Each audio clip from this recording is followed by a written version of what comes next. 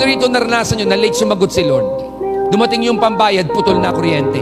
Naranasan nyo na ba yun? Sabi ko, Lord, bakit kung kailan nandyan na, ba't hindi ka dumating? Kung kailan wala na, tsaka ka dumating. Minsan, eto, nadidisappoint ka. Lord, ba't di ka sumasagot? Baka pag sumagot, mas lalo ko madisappoint. Example, si Chini nagpe-pray. Lord, asawa! Gusto ko mag-asawa. Ayaw sumagot ni Lord.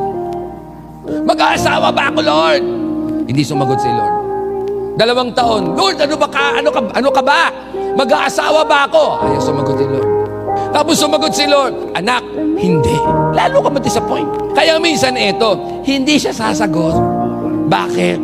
Para ingatan ka din. Si Lord, pagka sa'yo sumagot, kasi alam niya, sa kabubuti mo yon, na kahit minsan yung sagot, hindi mo gusto. Pag hindi mo gusto ang sagot ng Diyos, ibig sabihin niya ng dapat sa'yo. Bakit kailangan magtiwala sa Diyos?